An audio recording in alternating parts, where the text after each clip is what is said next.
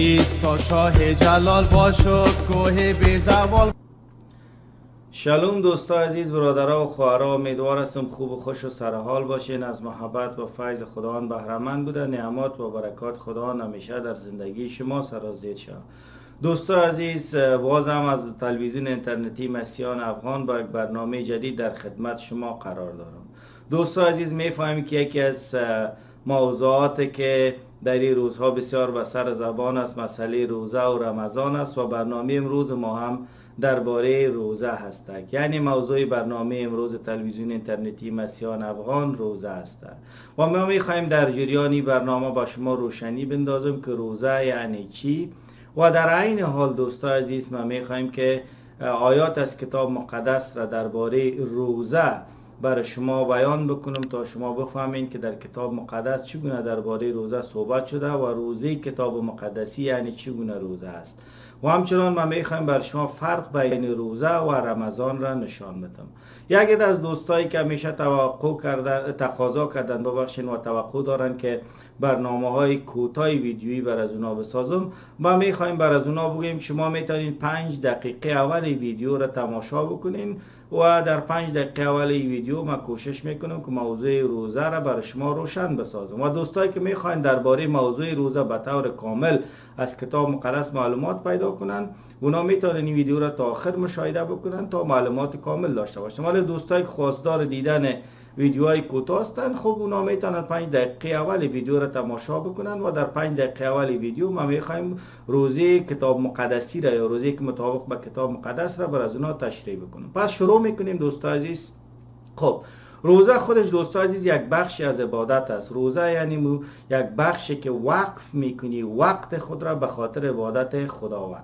البته در کتاب مقدس ایماندارا به نیت‌ها و هدف‌های مختلف روزه گرفتند و خداوند هم بر ایماندارا ایرا باز گذاشته و برشان حق انتخاب داده که چگونه باید روزه بگیرند و برای چند ساعت و چه وقت باید روزه بگیرند و همچنان این چی برای ایماندارای آزادی را هم برشان داده که اونا میتونن به خاطر اهداف مختلفی که در زندگی دارن روزه بگیرن.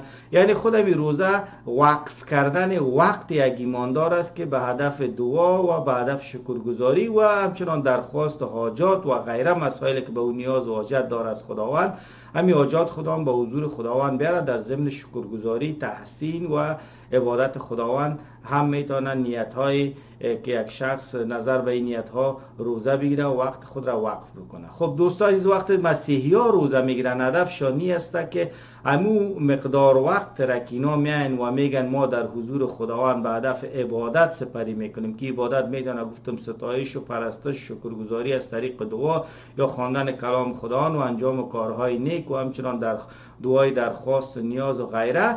همین وقت خود را وقت ایماندارا وقف میکنن و در امی وقت شده وقت اونا به خاطر از اینکه مصروف دیگ و کاسه و آشپزی نشن و از طرف دیگه خوردن غذا وقت را میگیره و از طرف دیگه وقتی که یک شخص میخواد وقت خود را وقف عبادت خداوند کنه باید که متمرکز باشه بر عبادت و نوشیدن و مثلا خوردن تمرکز انسان شاید از امو نیت کرده بر امو طریق عبادت که است که تمرکز انسان دور بسازه. به او خاطر ایماندارا شاید چیز نخورن و ننوشن دوستا عزیز.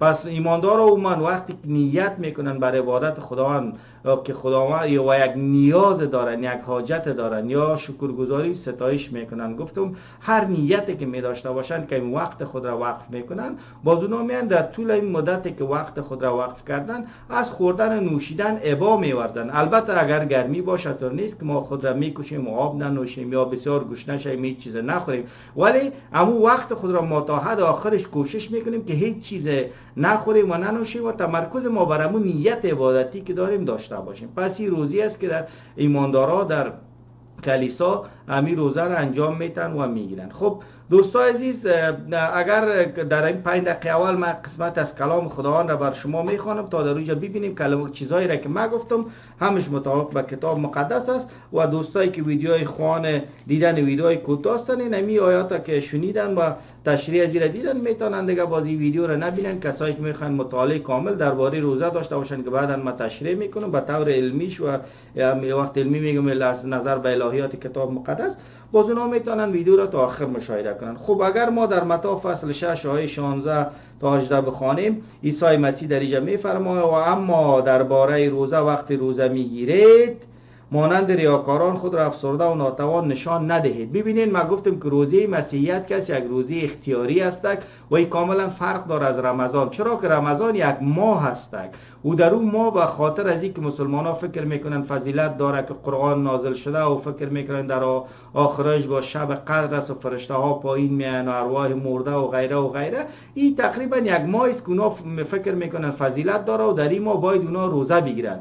ولی در اینجا عیسی مسیح چی میگه هر وقتی که شما روزه میگیرین، یعنی ما یک رمضان در مسیحیت نداریم، ما یک وقت مشخص در مسیحیت نداریم. یک چیز از طرف عیسی مسیح تعیین نشده که شما در اینی ماه یا در اینی روزا در اینی هفته در این تاریخ شما روزه بگیرین. وقتی که خودتان میبینین امی نیاز را شما مثلا میبینین و درک میکنین و این احساس از این را دارین که ما باید روزه بگیریم، یا به هدف دعا باشه، به هدف مناجات باشه، به هدف پرستش باشه، به هدف شکرگزاری باشه، به هدف یک نیازی که داری باشه، و وقتی تو همین نیاز را خود تو احساس میکنی و میبینی که نمی نیاز حاجت را مدارم و همین نیت را که تو میبندی، وقت میگه روزه میگیری وقت نداره دیگه. متوجه هستی؟ خودت وقت چه تعیین میکنی. هر وقتی که نیاز از وقتی که تو روزه میگیری، میگه مانند ریاکاران خود را افسرده و ناتوان نشان ندهید. ایشان با این کار میخوان با مردم بفهمانند که روزه گرفتن.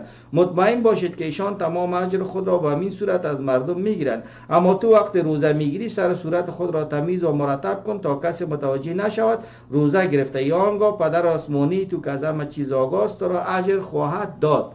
پس دوستایی که میخواین 5 دقیقه اول ویدیو را تماشا بکنین، برای شما میگم که در مسیحیت روزه که است اختیاری است. یک مسیح هر زمان که خواسته باشه امو نیت روزه را بسته بکنه و نظر به اهداف مختلفی که هست میتونه امو روزه بگیره و خودش تعیین میکنه که ما چقدر وقت روزه میگیریم. شاید نصف روز، شاید 2 ساعت، شاید 1 ساعت، شاید 2 روز، 10 روز، 20 روز، 40 روز، 100 روز، هر قدر وقتی که میخواد، حتی هم زمانی که روزه خود را یعنی میگیره و زمانی که روزه را به پایان میرسانه او را خودش تعیین میکنه. متوجه هستید؟ من مردم از صبح تا شام روزه میگیرن و میگن خوب همین جریان روز ما چیز نمیخوریم و عبادت میکنیم، ولی تنها به روز مختص نیست، میتونی شب هم کارا بکنی، در صورتی که مثلا با مو هدف گرفتی که وقت وقف میکنی، اون وقت وقف بکنی، چه از طرف شب باشه چه از طرف روز باشه.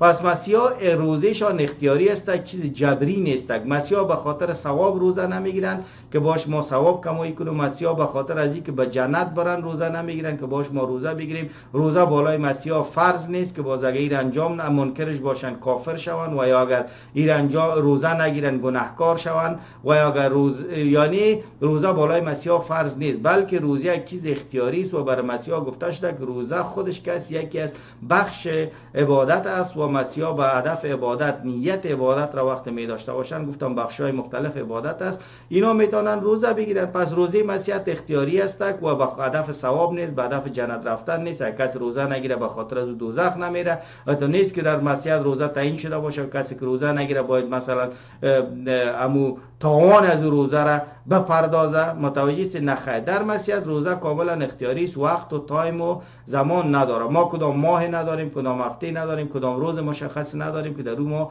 حتما باید روزه بگیریم. دوستان عزیز، پس این شما متوجه. وقتی که ما روزه میگیریم، حتی بعض از مسیحا وقت صحبت میکنن میگه ما که روزه میگیریم، حتی خانمای ما یا حتی شوهرای ما میگه اونا نمیفهمن که ما روزه گرفتیم. چرا؟ روزه یک چیز انفرادی و شخصی بین خود انسان و خداوند است و ما ضرورت نداریم برای دیگران بگیم که ما حتما روزه گرفتیم و ما روزه هستیم. درست است دوستان عزیز؟ خب این یک مسئله است که متوجه باشید. رمضان چیز؟ رمضان یک ماهی است که مسلمان ها دروغ گفته، محمد دروغ گفته که در این ماه قرآن نازل شد و شهر رمضان الذی انزل فیه القرآن، دروغ گفته و همچنان میگن در این باز در آخرای شب قدر از بین 21 تا 29 شب قدر است و دروغ میگه که تنزل الملائکه و مثلا و روح مثلا ملائکه و ارواح میان پایین بالا میشن که تمامش دروغ است که مسائل دروغ است و در این ما باز اینا سرشان اجبار شده روزه. در اول یک آیت برای محمد آمد که خب اگر میخواین روزه بگیرین، بعد دید که هیچ کس روزه نمیگیره، بس آیات دیگه را فرستاد محمد که من نمیخوام این آیات بخونم، اما دوستا میفهمن، اگر میخواستن باز برشان میخوانم امورا.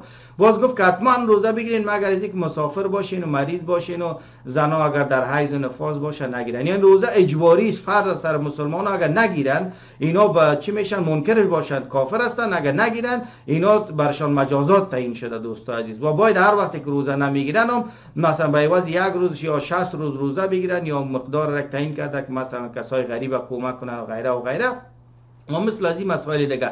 و مسلمان ها روزه میگیرن که ثواب کمایی کنن. پس این روزه رمضان کاملا با روزه حقیقی که از جانب خداست فرق داره. یعنی نه رمضان از جانب خداست، نه این روزه که در ماه رمضان گرفته میشه از جانب خداست. هر روزه که اجباری باشه وقتش تعیین کنه، هر روزه که به هدف ثواب باشه، هر روزه که به هدف ازی باشه که تو جنت بری، هر روزه که به هدف ازی باشه که اگر نگیری مجازات شوی، او روزه از جانب خدا شده نمیتونه. چه زیرا خدا هیچگاه همچی یک روزی را تعیین نکرده. دوستا عزیز که من را بعداً بر شما تشریح میدم. پس دوستا عزیز شما متوجه باشین که روزه که در مسیحیت است اختیاری است، وقتش خود ایماندار تعیین میکنه و همچنان حتی مسیحی ها وقت در تشنه میشن میتونن روزه هستن ولی آب میخورن. چرا در مسیحیت که از روزه او هدف از بسته کردن دان نیست. متوجه استین؟ بسته کردن دان نیست. چرا که خود در مسلمان ها که از کلمه صوم بر روزه داره، یعنی بسته کردن دان که میگه صوم بکم نوم فهم لا یرجعون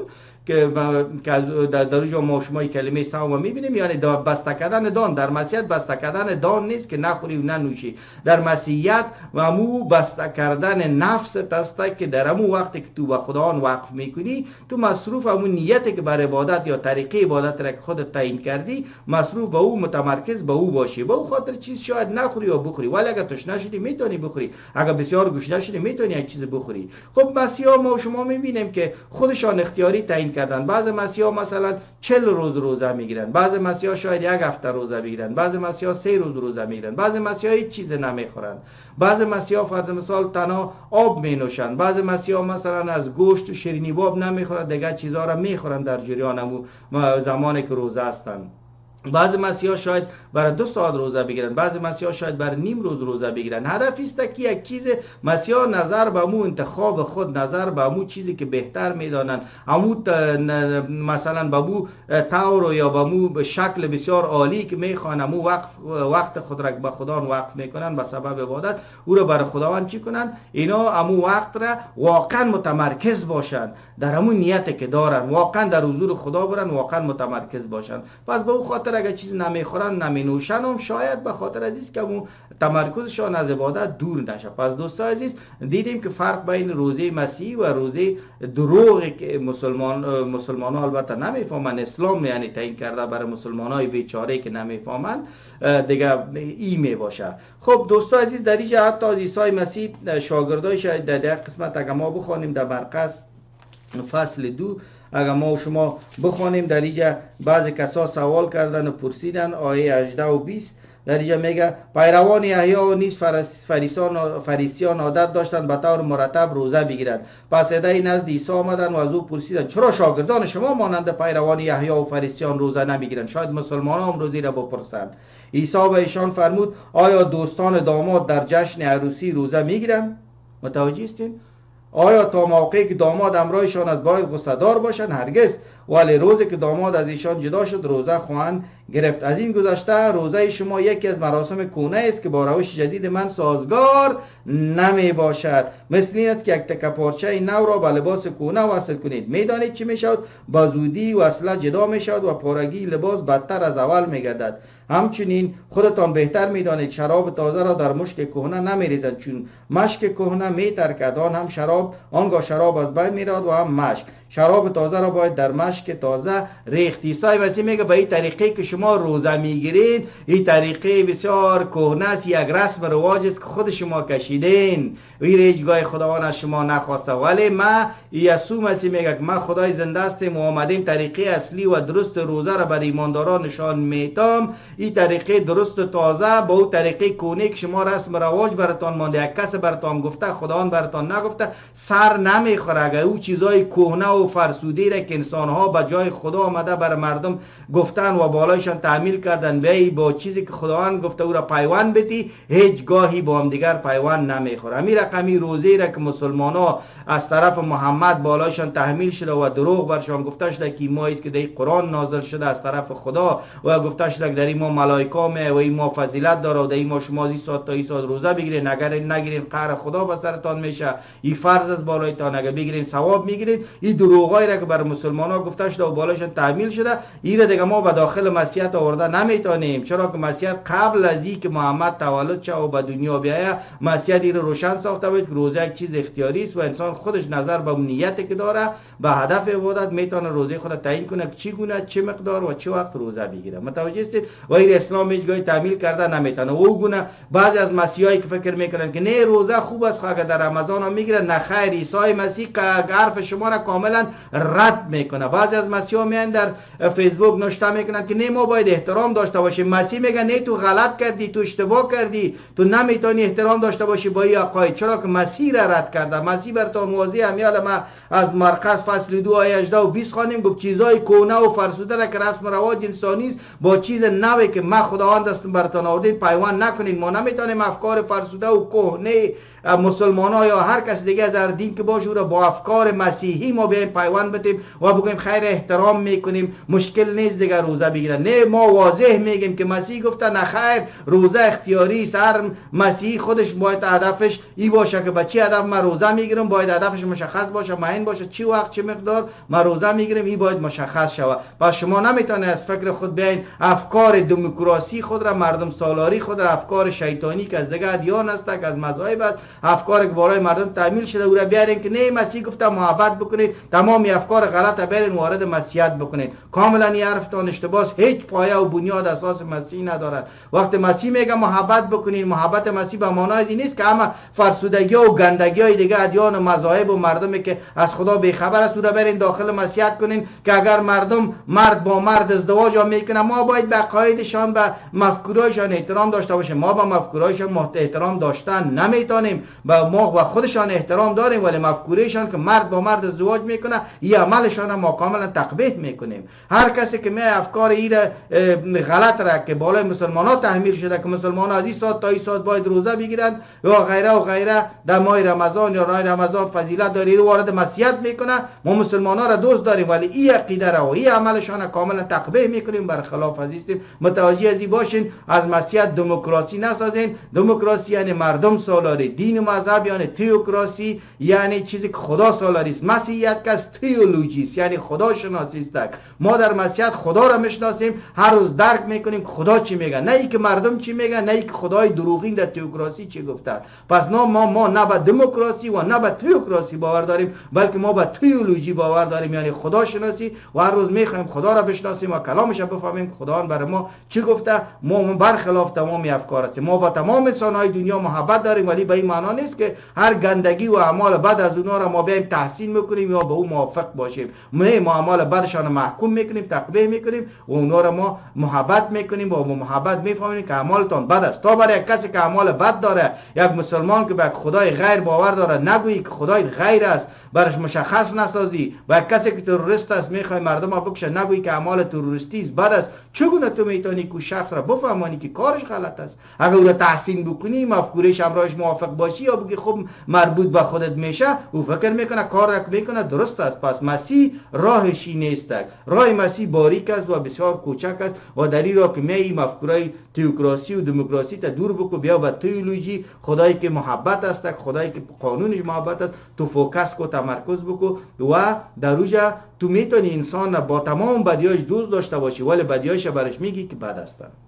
خب دوستان عزیز، درباره روزه صحبت میکنیم. کسایی که میخواستن 5 دقیقه اول مشاهده بکنن خوش ندارن که بیشتر از کلام خدا بشنوند. ما برشان روزه را تشریح کردم که روزه در مسیحیت اختیاری است، همین برتان کافی است.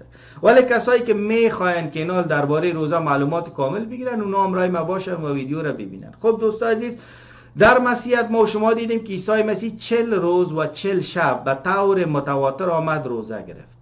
عیسی مسیح خودش، یعنی در 40 شب و 40 روز هیچ چیز نخورد. یعنی تو نباش که یک وقت داشت که روزه گرفت و آمد شام باز روزه را شکستان و یعنی با گفته مسلمان ها افطار کرد، باز نصف شب باز روزه گرفت، سحری خیسرد. نه، 40 شب و 40 روز هیچ چیز نخورد و مسیح در یک دشت و بیابان بود و در اونجا روزه گرفت. متوجه هستین؟ روزه گرفت. هدفش چی بود؟ هدفش این بود که یسوع مسیح که آمده بود که کار خود را آغاز بکنه، قبل از اینکه کار خود را آغاز بکنه آمد که خود وقف بکنه بر از این خدمت 3 سال و چند ماهه یا تقریبا 4 ساله که داشت شروع میکرد. پس مسیح به او هدف آمد روزه گرفت. تمرکزش بر امی بود که باید خود کاملا وقف امی خدمت بسازه و قبل از او به یک هدف نیک که کار نیک را انجام میداد تا بشر را برش پیام نجات بخش خود را برسانه و نجات بده، راه نجات را برشان باز بکنه.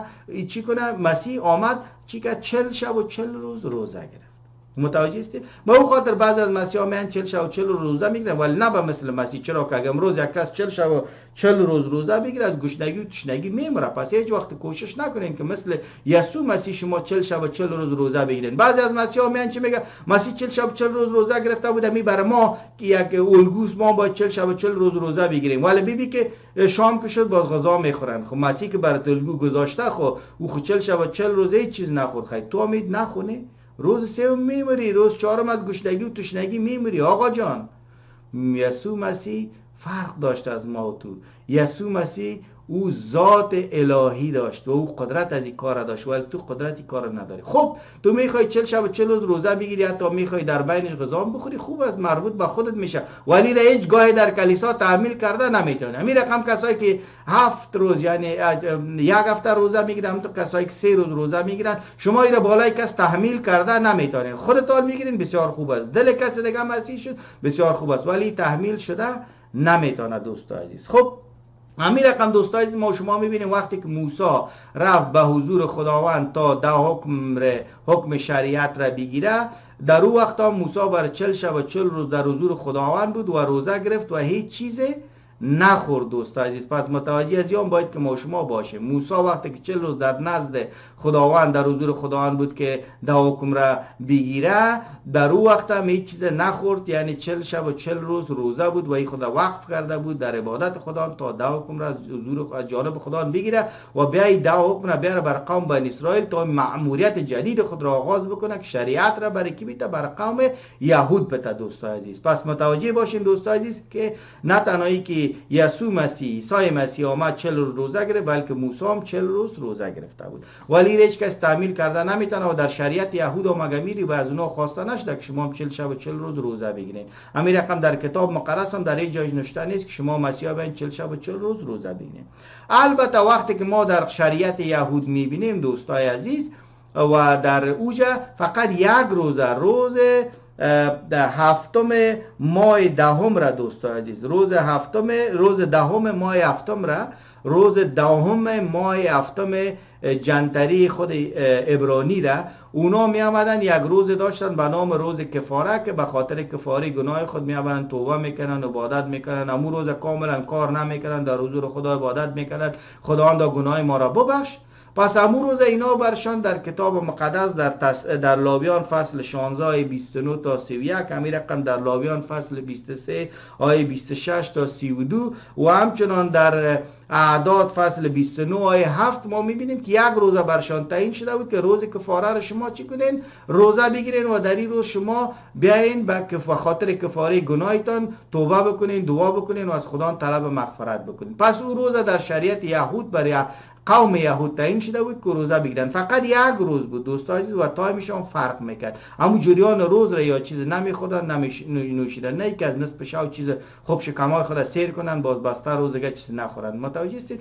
و از دوستان عزیز فرق داشت. ولی وقتی که مسیح آمد، پیشتر ما شما خوانید که مسیح گفت که ما کفاره تمام گناه شما را پرداختیم، پس دیگه ما مسیح نه کدام روز کفاره داریم و نه هم کدام روزه کفاره داریم. پس این مربوط میشد به قوم یهود یا بر قوم بنی اسرائیل. دوست عزیز، بعض مردم وقتی یهود میگی فکر میکنن که دین یهود است. نه خیر، دین یهود نیست از نظر کتاب مقدس، قوم یهود است. یهود یعنی یک قوم. متوجه هستین؟ یهودیسم یعنی کسایی که از قوم یهود هستند. متوجه هستین؟ امروز یهودیسم اینا آوردن به دین تبدیل کردن یهودی‌ها، ولی در حقیقت یک قوم هستند و امروز اونا میگن که ما قوم یهود هستیم.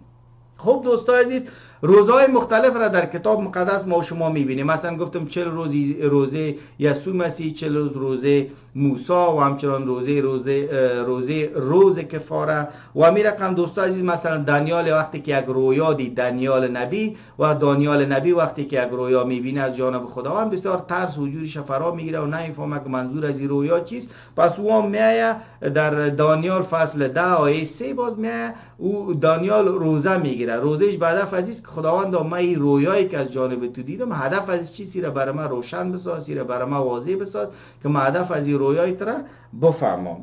و همچنان دوستان، اگر ما و شما از زکریا فصل زکریای نبی را وقتی میبینیم که اونم در روزم درباره روزه ذکر شده، اگر ما در زکریای نبی فصل 7 از آیه 4 تا 7 بخوانیم، در روزا میبینیم که زکریای نبی در روزا مردم یک روزه گرفتن که روزه به خاطر از این نبوده که به خاطر خدا بگیرن و در اینجا خداوند در اینجا از طریق زکریای نبی صحبت میکنه، میگه ای مردم شما این روزه گرفتین به خاطر من نیست و مورد قبول من نیست. یعنی در روزا درباره روزه ذکر شده. یعنی در جای بسیار مختلف زیاد ما شما دیدیم که انسان ها همین روزه که اختیاری بوده، قوم بنی اسرائیل روزه اختیاری را گرفتن و به اهداف مختلف و نیت‌های مختلف گرفتن، ولی من چند جایش بر شما میخوانم.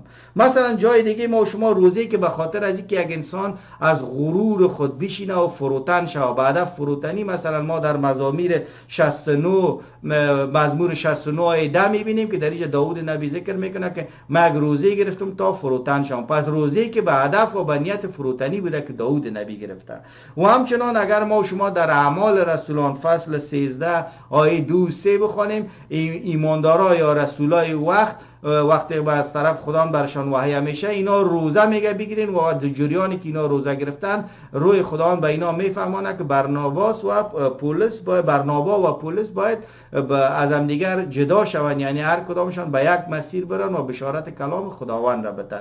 پس در اینجا دیدیم که یک روزه بوده که بعد از اینکه بفهمن کمی خواست خدا برای کار ماموریت برنابا و پولس چی است. و همچنان اگر در سموئل ما شما ببینیم فصل 12 آیه 15 تا 17، داوود در اینجا برش ناتان نبی میگه تو روزه بگی به خاطر از اینکه بچه زنده بمانه. یعنی داوود نبی میگه روزه میگیره و به هدف چی؟ به هدف از اینکه بچهش زنده بمانه. پس ما در اینجا میبینیم که به هدف زنده ماندن یک حاجت و نیاز دنیایی که داوود داشت روزه گرفت تا خدا دعایش بشنوه و بچهش نمیره و زنده بمانه. چرا که داوود گناه کرده بود، خدا گناهش بخشید، گفت حالا به خاطر که بچه‌ت هم مورد عذاب خداوند قضاوت خداوند قرار نگیره، پس دعا بگو که بچه‌ت هم زنده بمانه.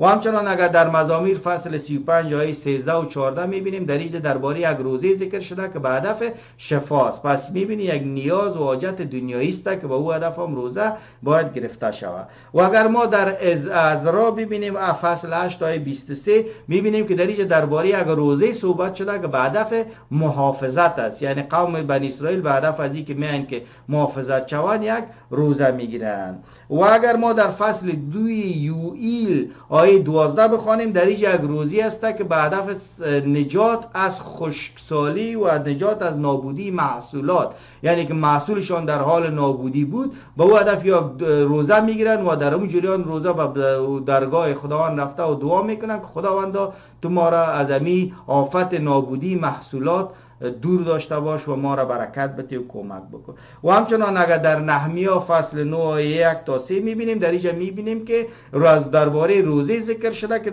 راجع به چیست؟ توبه و اعتراف گناه است. یعنی پس ما شما دیدیم که مردم به هدفهای مختلف در کتاب مقدس روزه گرفتن، وقتش تعیین نبود، زمانش تعیین نبود که از این وقت تا این وقت تو باید روزه بگیری، تاریخش تعیین نبود، هفتهش تعیین نبود، ماهش تعیین نبود، روزش تعیین نبود، سالش تعیین نبود. هر کس اختیاری بود، با اختیار خود می آمدن روزه میگرفتن.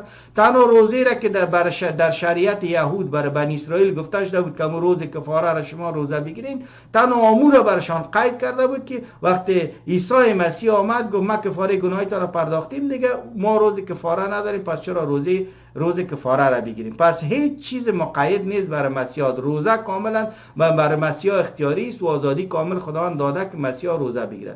گفتم که در کتاب مقدس آیات بسیار زیاد درباره روزه ذکر شده، ولی خصوصا چند مثالش نگفتم. مثلا به سبب از اینکه بسیار غرور داری فروتن شوی روزه میگیری، مثالش داده شده. مثلا در سبب از اینکه یک ترس داری از یک رویا و خواب یا از یک چیز دیگه ترس داری، میری به حضور خداوند دعا میکنی، روزه میگیری، خداوند این ترس چیسته. یا ای که مثلا یک هدف یک خاص نیاز دنیایی داری، مثلا در اینجا بود نابودی محصولات بود، یا به خاطر شفاعت بود، برای محافظت بود، به خاطر زنده نگه داشتن بچه داوود بود، به این اهداف ببین نیاز و حاجات حقیقی که در روی زمین داری، یا میری در روز روزه میگیری، وقت تا وقف میکنی برای دعا، خدا میخوای در یک روزه کامل و می خدا اندام همین نیاز و حاجات مرا پورا بساز مطابق به خواست خود. و یا ای که میخوای یک زندگی مسیحی داری، در زندگی مسیحی در زندگی روحانی میخوای یک تصمیم بگیری تا رویایت تعقیب بکنی یا خواندگیت تعقیب بکنی، در اینجا هم به مثل که ما در اعمال فصل 13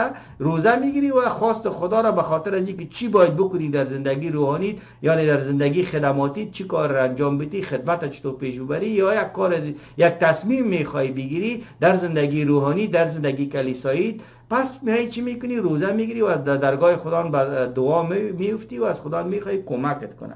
و همچنان اگر گناه کردی و میخوای توبه بکنی، فکر میکنی که ما واقعا ضرورت دارم توبه بکنم، اعتراف بکنم در حضور خدا، میری روزه میگیری و مو توبه یعنی تمامی کارا را بدون از اینکه تو روزه هم بگیری میتونی به حضور خدا بری دعا بکنی و خدا دعایت قبول میکنه مطابق به خواست خود. ولی اگر روزه بگیری، این برای خداوند در حقیقت تو نشان میدی که من واقعا نیت از این دارم، ما باور دارم، ما واقعا نیاز دارم و خدا واقعا به کمک تو محتاج هستم. همین رقم روزایی است که مورد قابل قبول خداوند نیست. و کدام روزی است که بر مردم نشان بدی، و کدام روزی است که تو به هدف غلط بیای روزه بگیری، کدام روزی است که تو روزه را رسم و رواج بسازی، کدام روزی است که به خاطر از اینکه مردم تو را تعریف بکنه که بسیار یک شخص خوب عبادت کننده است که مردم بفهمه که تو روزه گرفتی. روزایی است که مثالش از زکریا هم خواندیم که در اونجا گفت که روزه مورد قابل قبول خداوند نبوده. پس متوجه از این باشید. پس دوستان عزیز، ما و شما مسیحا میایم روزه میگیریم، نیت ما باید معلوم باشه، هدف ما باید معلوم باشه که ما امی عبادتی که میکنیم، این عبادت بخش به خاطر شکرگزاری است، به خاطر تحسین و ستایش است، به خاطر سپاس است. این روزه به خاطر از این است که ما نیاز و حاجت روحانی داریم و نیاز و حاجت دنیایی داریم. به کدام هدف ما میایم این روزه را میگیریم و نیت ما وقت معلوم بود، باز ما میریم وقت خود را وقف میکنیم، هر قدر وقت را که ما میخواستیم، از 1 ثانیه شروع تا هر قدر، تا 2 روز 3 روز 1 سال 100 سال، هر قدر وقت میخواستی روزه میگیری. و اگر تشنه شدی میتونی آب بخوری، گشنه شدی میتونی غذایی که وقت تا نگیره، وقت وقف شده را که تو از تو نیست دیگه به خداوند دادی را نگیره، به اون اندازش میخوری که تا گشنگی هم سر تو تاثیر نگذاره، زیر فشار نبیایی که حالا خدا گشنه نگه داری که بیخی زیر فشار بری، باز تو میتونی کو کارا بکنی. دوستان عزیز، و گفتیم روزه یگانه روزه که در مسیحیت تعیین شده بود که باید بگیره، او روزه کفاره بود بر قوم بنی اسرائیل که در کتاب مقدس البته که تعیین شده بود که مسیح کفاره گناه ما را پرداخت، پس ما روز کفاره نداریم، پس روز کفاره هم وجود نداره. و ما گفتیم که یحیی موسی ببخشین 40 روز روزه گرفت، یعنی 40 روز متواتر، 40 شب و 40 روز هیچ چیز نخورد. یسوع مسیح، عیسی مسیح و محمد 40 روز روزه گرفت و هیچ چیز نخورد، اما 40 شب و 40 روز هیچ چیز نخورد. پس دوستان عزیز، ولی در اینجا درباره شرایط روزه ما گفتیم روزه ما وقتی ما روزه میگیریم کوشش کنیم که یک موضوع شخصی بین ما و خود خداوند باشه و کس دیگه نفهمه، به مردم نشان ندیم، تظاهر نکنیم که ریاکاری نشه. پس ما باید روزه ما بسیار سر صورت ما تازه، معاملات بسیار عادی با مردم برخورد بکنیم و به هدف نیت که روزه گرفتیم، به هدف نیت خوبی تا میتونه برای کار خوب، برای کار نیک یا به هدف کاملا عبادت پرستش و غیره و غیره، برای هر هدف، هر کار نیک هم البته یک عبادت است. خب دوستان عزیز، من دیگه میخوایم از چند جای دیگه کتاب مقدس بخونم تا بر شما نشان بدم که روزایی که در کتاب مقدس با او موافق نبوده کدام روزا بوده. اشعیا فصل 58 را اگه من بخونم آیه 3 تا 7 میگه: میگه قوم اسرائیل میگویند چرا وقتی روزه میگیریم خداوند نمیبیند؟ چرا وقتی به خود ریاضت میدیم او به ما توجه نمیکند؟ خداوند چنین پاسخ میدهد برای شما و مسلمانایی که 30 روز روزه میگیرین ولی کشورهایتان در به در جنگ خسته از ذلت، چرا میگی خیر روزه ما را خدا جوابش نمیده؟ حال خدا جوابتان نمیده. میگه دلیلش این است که در ایام روزه‌داری باز دنبال سود خود هستید و بر کارگران زیر دست خود ظلم میکنید. روزه‌داری شما باعث میشد با یکدیگر با خشونت رفتار کنید و بجنگید. آیا فکر میکنید این نوع روزه مقبول من است؟ هنگام قصد دارید روزه بگیرید خود را ریاضت میدید و سرتان را مثل نی خم میکنید و روی پلاس و خاکستر دراز میکشید و گمان میکنید با این کارها مقبول من خواهی شد.